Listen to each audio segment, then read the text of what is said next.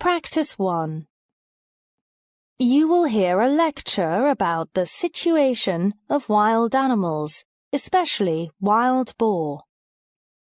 First, you have some time to look at questions 1 to 10.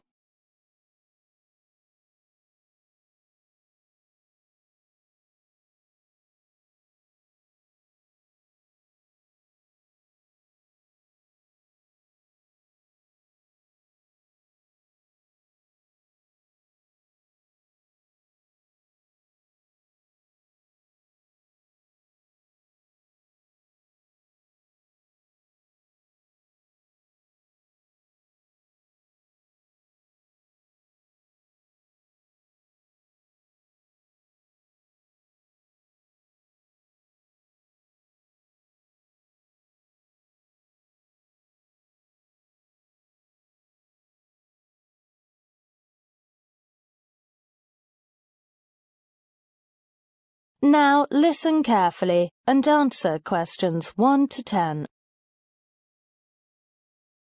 Good morning. My name's Jim Robinson, and today we're going to look at the control of wild animals, specifically wild boar. Now, boar have been natural inhabitants of Western Europe for thousands of years, but in recent years, there has been a surge in boar activity that poses real threats. Boars are not currently on the protected animals list, which is perhaps why there has been a spike in their breeding activity. Boars are an indigenous species and are particularly plentiful in rural France and the Bavarian uplands of Germany. Boar hunting is a European tradition that goes back to Roman times and became particularly popular among courtiers during the Middle Ages. Even during the 20th century, boar hunting was seen as an integral part of rural life. The decline in boar hunting has obviously led to a rise in the boar populations of Europe, and the situation has reached a critical point, with boar posing a critical threat to the environment. Proponents of boar hunting cite this factor as a major reason why boar populations should be contained. Boar also pose a threat to humans too, with countless reports of people being injured during boar attacks. The origins of the wild boar have roots in Germanic, and this perhaps explains their prevalence in Germany. The problems with the boar population, Germany, have ramifications for the rest of Europe, as boar packs migrate towards Central and Eastern Europe. One of the main issues that is of great concern is the transmission of diseases that infect other species. Dairy farmers in France are particularly concerned as many of them have seen their herds depleted by infections. The methods for containing boar populations have been looked at in great detail, and numerous options are available. One is to encourage more boar hunting in wild regions, such as mountains and forests. Hunters would be given licenses to hunt, either for food or sport. Of course, boar do pose a threat to human life, so this possibility must be looked at with caution. One method that must be ruled out is poison, as legislation has been introduced prohibiting this. Such methods were tried with rabbits in the 1960s, and this had a disastrous impact on the food chain. The introduction of natural predators into the ecosystem is also an option that can't be considered. The only known predators of boar in the world are wild cats, like lions and tigers. Obviously, there's no way such animals can be allowed to roam the mountains and forests of Europe. Given the threat that boars pose to humans, it is imperative that forest-dwelling boar are kept well away from people in cities. This is absolutely essential, as human safety must be the main priority of policymakers. By the 11th century, boars in several European countries were becoming increasingly rare in Great Britain.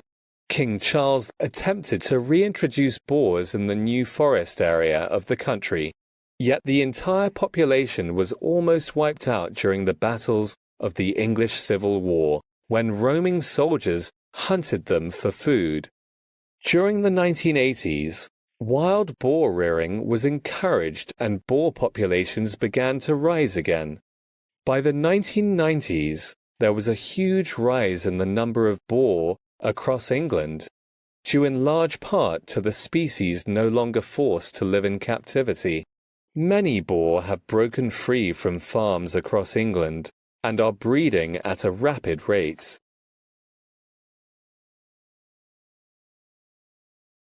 Aside from their environmental threat, boars also pose a problem for farmers growing crops and vegetables.